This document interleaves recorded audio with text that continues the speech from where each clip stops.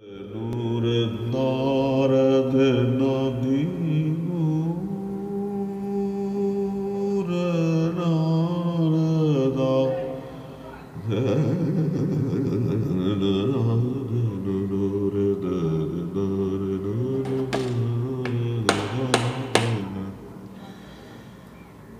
نادین نارد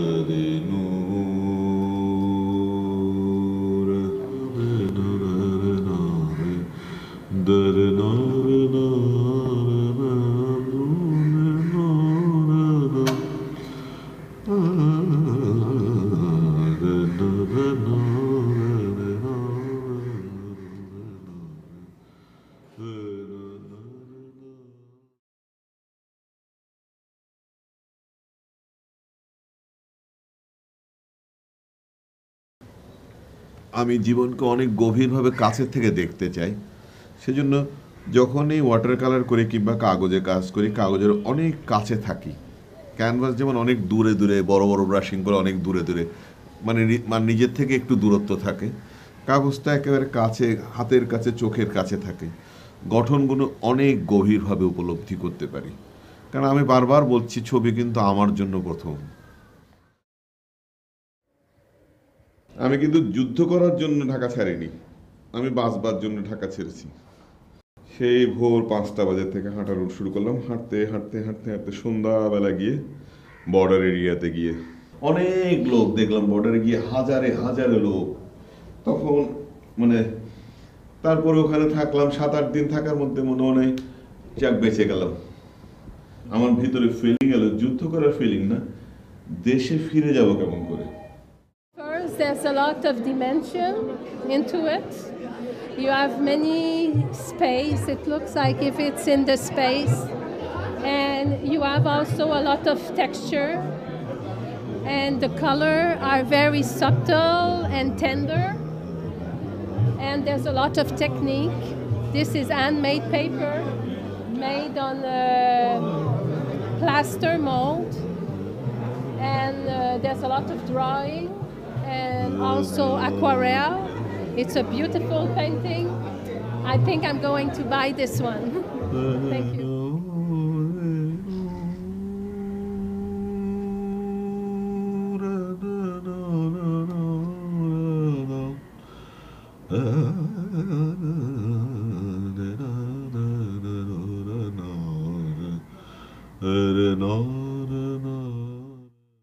আমি দেখলাম যেটা প্রজাপতি একটা ফুলের উপরে মানে এমনি করে করছে। আমরা যখন দেখি প্রজাপতিটাকে এমনি করে চ্যাপটা করে দেখি, কিন্তু উড়বার সময় যে অনুভূতি, বারবার অনুভূতি, ফুলে ছুটছে, ফুলে নামছে, ওই অগুণকে আমি ধরার চেষ্টা করি। সেখানে তখন আর প্রজাপতিটাকে দেখা যায় না, প্রজাপতির ঢেউ দেখা যায়, প্রজাপতির মুভমেন্টটা দেখা যায়। মুভমেন্টটা ধরবো কেমন করে?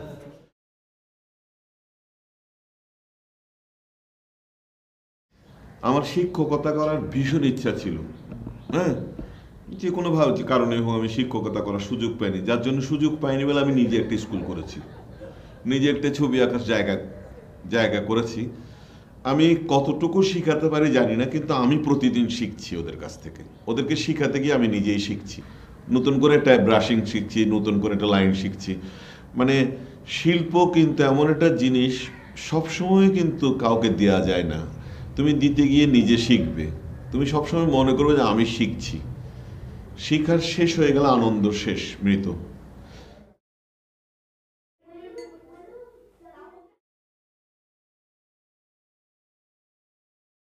ওয়াটার কালার, জল রং,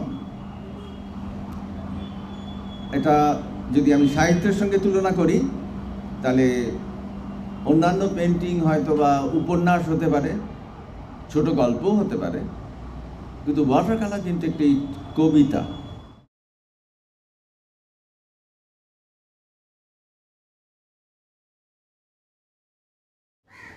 আমি বলছি, কাগজটার আমার একমাত্র মাধ্যম মনে হয়েছে কাগজটা, যে কাগজটাকে নিচেও পিছনেও ঠেলা যায়, সামনেও আগানো যায়, ছেঁড়া যায়, দোমড়ানো যায়, পোড়া যায়, তারপরেও কোনো গুণাগুণ নষ্ট হয় না। অনেকটা জীবনের মতন, জীবন যেন বারবার আগে পিছে আসে, কাগজটা আগে পিছে করা যায়, ইচ্ছা মতো তাকে হ্যান্ডলিং করা যায়। সেজন্য আমি কাগজটাকে আমার উপযোগী মনে করেছি।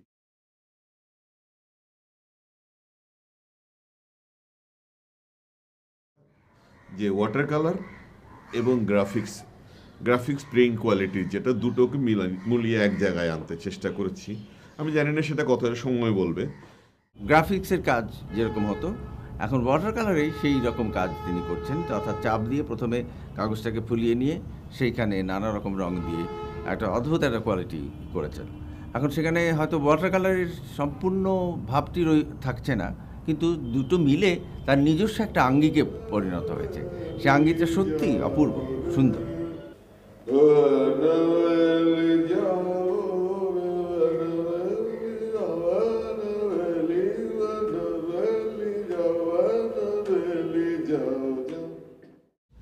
এটা নাহলে আর ছবি আঁকবো কেন, কাউকে তো দেখানোর ইচ্ছা থাকবে।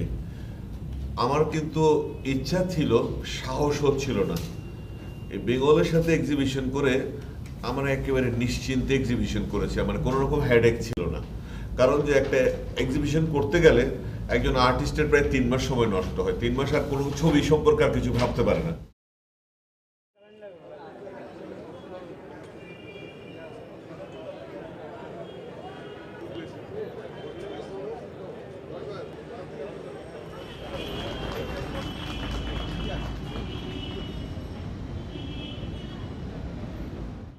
আপনাদের সবাইকে শিল্পী স্বপন চৌধুরীর একক চিত্রকর্ম প্রদর্শনীর উদ্বোধনী অনুষ্ঠানে সাদর আমন্ত্রণ জানাচ্ছি।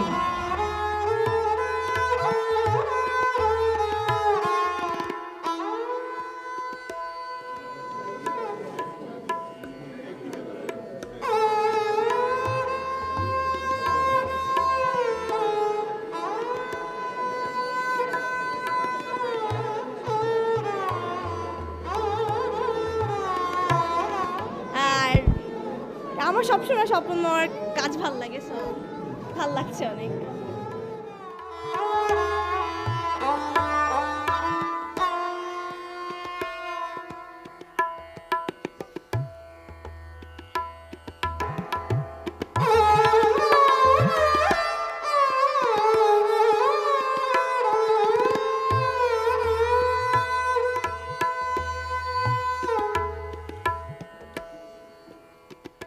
আমার ছবি থেকে আস্তে আস্তে আস্তে আস্তে ওই ফিগার আর কি বিষয়টাকে প্রাধান্য থেকে সরে গল্প বলার টেন্ডেন্সি থেকে আমি সরে গেছি। ছবিতে যে গল্প বলার একটা গল্পটা আমি তখন গঠনের গল্প বলেছি। হ্যাঁ, গঠনের গল্প বলেছি। আমি নিজেও মনে করি যে সঙ্গীত হলো সুরের সজ্জা, উপন্যাস হলো চরিত্রের সজ্জা, ইতিহাস হলো ঘটনার সজ্জা, ছবি হচ্ছে গঠনের সজ্জা। আমার ক্ষেত্রফল হচ্ছে ক্যানভাস কিংবা পেপার, একটা মানে আমার জন্য একটা আয়ত একটা ক্ষেত্র আছে। ওই ক্ষেত্রটার মধ্যে আমার বিষয়গুলোকে, আমার এলিমেন্টগুলোকে সাজানো, আমার এলিমেন্টগুলোকে ওখানে মানে বাক্সের মধ্যে বন্দি করা না, আমার এলিমেন্টগুলোকে সাজানো। তো সাজাতে গিয়ে আমি একটা এলিমেন্ট এখানে রেখেছি, একটা এলিমেন্ট ওই কোণাতে রেখেছি, একটাকে একটা পাল্লার মতন ব্যালেন্স করেছি। মানে কাগজের কোণার মানে একেবারে কোণাতেও আমার ছবিতে আমি মনে করছি অনেক ভ্যালু আছে। তুমি যদি জীবনকে এভাবে মনে করো, জীবনের প্রতিটি মুহূর্ত কিন্তু মূল্যবান। হ্যাঁ, তুমি যখন মিস করে যাবে তখন ফিরে দেখবে যে ওই সময়টা আমার খুব মূল্যবান ছিল, এবং ওই যে নষ্ট করেছো ওই সময়টাও তোমার একসময় মনে করো যে নষ্ট হয়েছে, এটার সময় তো আরও কাজ করতে পারতাম। ফলে জীবনের প্রত্যেকটা সময় খুব মূল্যবান। এখন যে মূল্যভাবে যে যেভাবে অনুভব করে, হ্যাঁ, তোমাকে কোনো সময় কখনো ফিরে আসবে না। ওই যেটা হারালে ওটার থেকে অভিজ্ঞতা নিয়ে অন্য কোনো কাজে লাগানো যায় কিনা।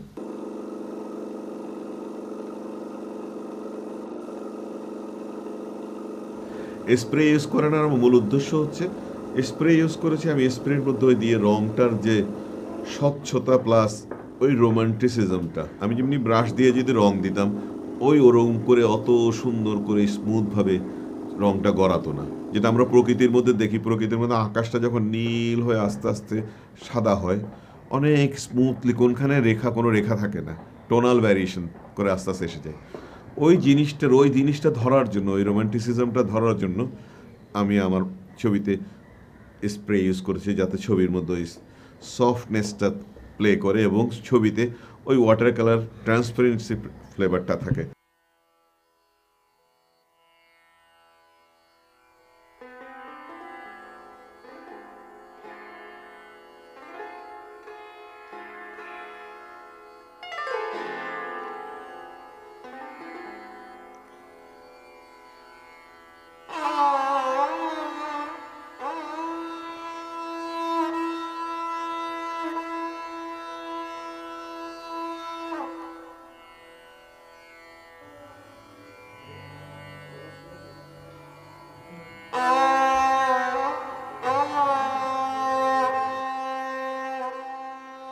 আমার ঠাম্মা 90 পেরিয়ে গেছেন, এখনো দেখি প্রতিদিন মন দিয়ে কাঁথা সেলাই করে যেতে। শরীর ভেঙে গেলেও কাজ করে যাওয়ার মনের জোর কিন্তু একটুও কমেনি। আমার বাবার কাছ থেকে যে জিনিসটা আমি পেয়েছি, যে জিনিসটা আমি শিখেছি সবচেয়ে বেশি, সেটা হলো যত্ন নিয়ে কাজ করা। যত্ন নিয়ে ভালোবেসে গুছিয়ে কাজ করতে শেখাটাই বোধহয় আমার বাবার কাছ থেকে সবচেয়ে বড় পাওয়া।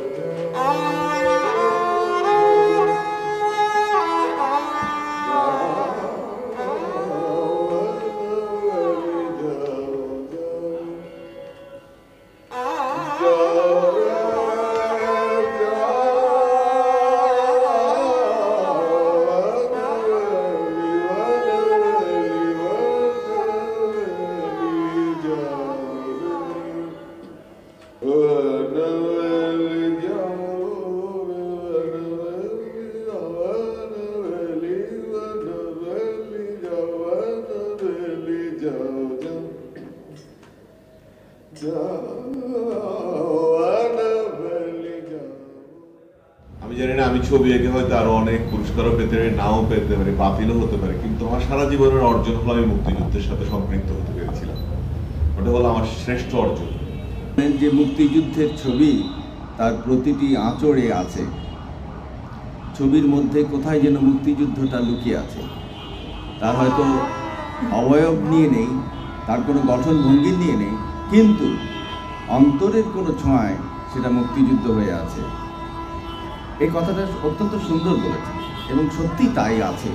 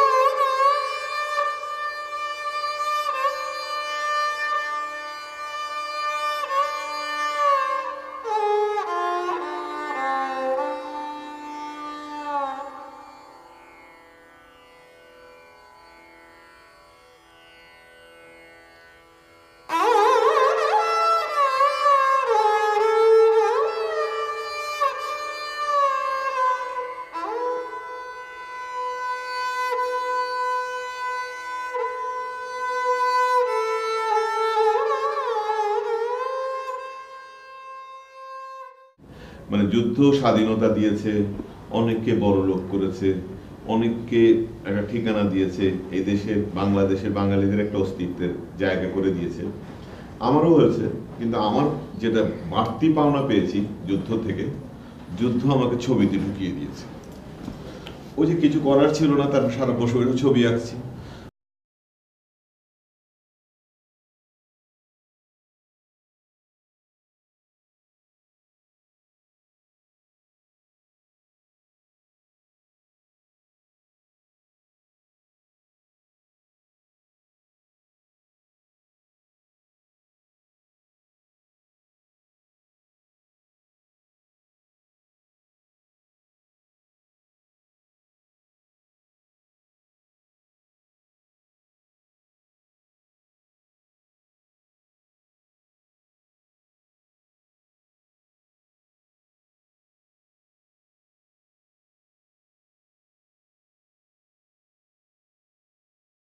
আমি ছবির মধ্যে ছোট ছোট দুঃখ, বেদনা, আনন্দগুলোকে নানা রকম করে টেক্সচার, লাইন, ফর্মের মধ্যে দিয়ে ধরে রাখার চেষ্টা করেছি।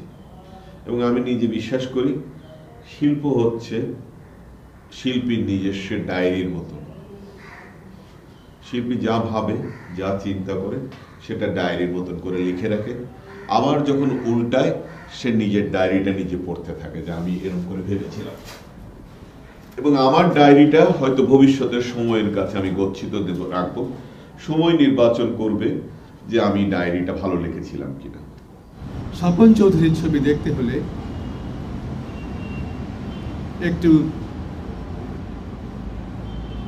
ইঙ্গিতময়তার জন্যে তৈরি থাকতে হবে, একটু রহস্যের জন্য তৈরি থাকতে হবে এবং একটু সঙ্গীতময়তার জন্য তৈরি থাকতে হবে। এই সব তার মধ্যে আছে।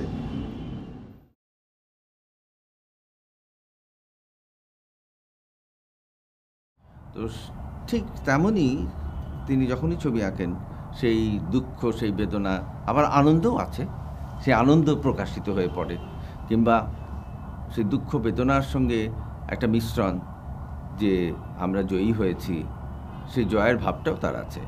ওগুলো আমার দুঃখ বেদনা, ওই যে মুক্তিযুদ্ধের যে বেদনাটা আমার ভিতরে এখনো কাজ করে, মাঝে মাঝে প্রায়শ কাজ করে। আমি ওই জিনিসগুলো, ওই কষ্টগুলোকে ছিঁড়ে কেটে তারপরে উঠিয়ে প্রকাশ করার চেষ্টা করেছি। মানে প্রত্যেক শিল্পর সাথে শিল্পীর নিজের অনুভূতি, নিজের দুঃখ, আনন্দ, বেদনা থাকেই। আমি একবার একটা রিক্সাওয়ালার একটা পুরনো গেঞ্জি, ছেঁড়া বেড়া গেঞ্জি, এত ছেঁড়া ছেঁড়া ছেঁড়া ছেঁড়া ছেঁড়া, কি সুন্দরভাবে ছিঁড়েছে। ওই গেঞ্জিটা আমার অনেক ছবির মধ্যে লেগে, এখানে এক্সিবিশনের মধ্যে কয়েকটা ছবির মধ্যে লেগেছি। আমার মনে হয়েছে এই গেঞ্জিটা এত সুন্দর করে ছিঁড়েছে, কেউ কখনো চেষ্টা করেও এরকম করে ছিঁড়তে পারবে না।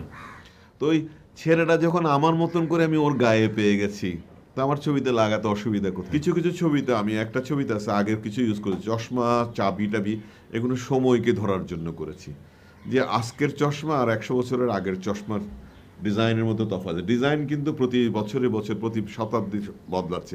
একটা ডিজাইন দেখলে বোঝা যায় এটা কোন শতাব্দীর জিনিস। আমি সূক্ষ্মভাবে প্রকৃতিকে ধরার চেষ্টা করেছি, একেবারে সূক্ষ্ম, যেটা আমাকে ইনফ্লুয়েন্স করেছে মোগল পেন্টিং, মাসুলি পেন্টিং, কাংরা পেন্টিংয়ের যে স্টাইল, যে সূক্ষ্ম অনুভূতি, ওই জিনিস মিনিয়েচারের যে কোয়ালিটি, ওই জিনিসগুলো আমার ছবির মধ্যে ডাইরেক্ট আর ইনডাইরেক্ট আমি গ্রহণ করেছি।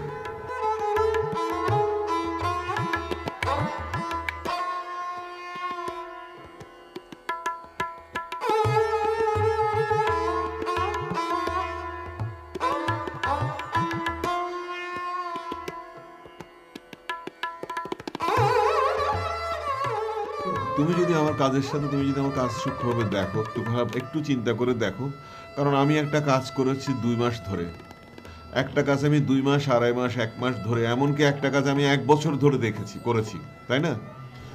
এখন যদি তুমি 2 মিনিট আর 5 মিনিট আমার কাজটা দেখে চলে যেতে চাও, হ্যাঁ, তারপরে যদি তুমি আমাকে প্রশ্ন করে এখানে তো কিছু বুঝলাম না, তা আমি তোমাকে অহেতুক উত্তর দিয়ে কি লাভ? আমি যেখানে 2 মাস ধরে চেষ্টা করে করলাম, আর তুমি 5 মিনিট ওটা শেষ করে দিও, 5 মিনিট ওটা বুঝে ফেলতে চাও, তাই না? হ্যাঁ, আমার এমন একটা জায়গায় এসে গেছি, আমি এখন বোধ করছি আমি তো ভালো জিনিস, কিন্তু আমার যেই বোধটা জন্মেছে ওই সময় আমি আরেকটা বোধ করছি যে আমার তো সময় শেষ হয়ে গেছে, আর তো বেশি বাঁচবো না।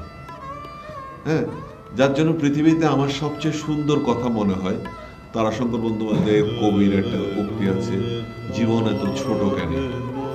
হ্যাঁ, বারবার মনে হয় যে এত সুন্দর পৃথিবী আমি আমি বোধহয় থাকতে পারবো না।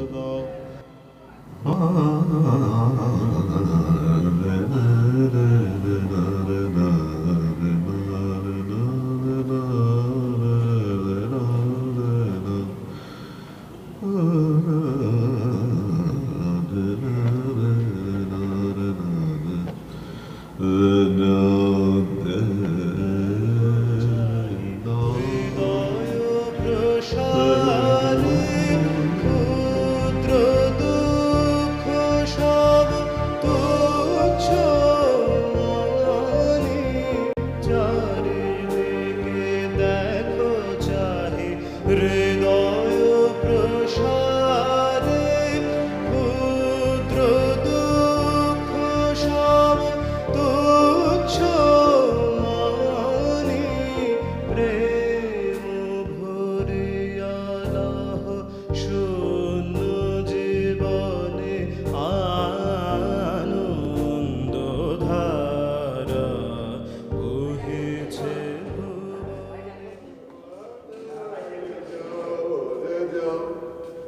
Yo.